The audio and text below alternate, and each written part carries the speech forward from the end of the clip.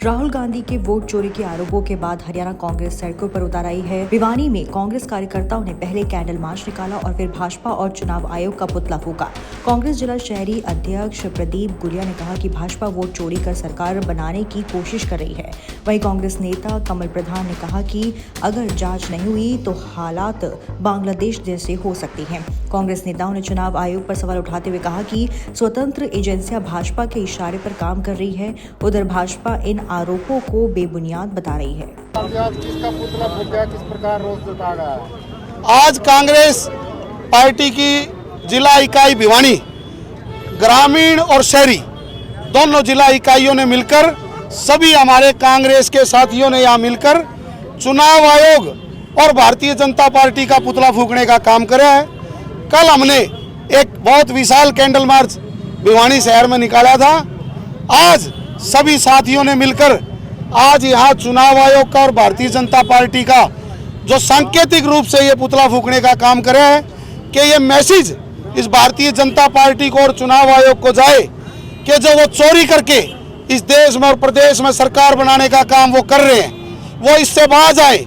हमारे नेता राहुल गांधी जी ने एक एक बात परत दर परत खोल के रख दी है और इस देश का युवा, कांग्रेस पार्टी का एक एक वर्कर उनकी इस बात को लेकर जनता के बीच में जाएगा।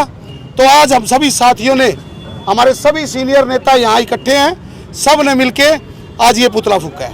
बीजेपी कहती है कि अगर वोट चोरी होती तो 14 जो राज्य है उनमें दूसरे दलों की सरकार कैसे बनती, बेबुनियाद आरोप। आज इसीलिए हमने चुनाव आयोग का पुतला फूंकना था, लेकिन साथ में हमने भारतीय जनता पार्टी का नाम भी उसमें जोड़ने का काम किया, क्योंकि चुनाव आयोग से सवाल पूछे जाते हैं और पेट में दर्द भाजपा को होता है।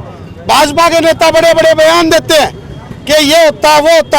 आप राहुल गांधी जो सवाल पूछ रहे हैं, आप वो जवाब क्यों नहीं देते? आपकी जिम्मेवारी बनती है। चुनाव आयोग एक वो संस्था है जो देश में संविधान को लागू करने की जिसकी जिम्मेवारी है। जब संविधान के रखवाले ही भक्षक बन जाएंगे तो इस देश का क्या होगा?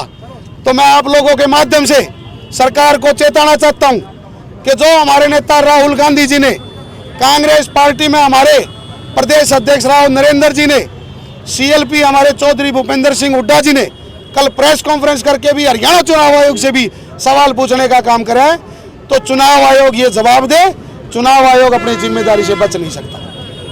आज जिला कांग्रेस कमेटी शहरी और ग्रामीण ने मिलकर आज ये पुतला फूंका था और कल कैंडल मार्च जिला शहरी कांग्रेस ने बहुत शानदार निकाला गया था। और मैं मानता हूँ कि जो चुनाव आयोग है और सुप्रीम कोर्ट है और सीबीआई है, ये तीनों चीज़ें इंडिपेंडेंट है, इनके ऊपर किसी सरकार का कोई दबाव नहीं होता। लेकिन जिस प्रकार से चुनाव आयोग भारतीय जनता पार्टी के अधीन काम कर रहा है, आज पूरे प्रदेश के अंदर, पूरे देश के अंदर इस बात का गुस्सा है। अगर राहुल गांधी जी अपने तथ्य पेश कर रहे हैं, अगर वो गलत है तो मुकदमा दर्ज करें उनके खिलाफ और जनता के सामने सच्चाई लाने का काम करें। जिस प्रकार से एक घर में 500 वोट है, जिस संख्या 5 भी नहीं होती मेंबरों की, वहाँ 500 के वोट है।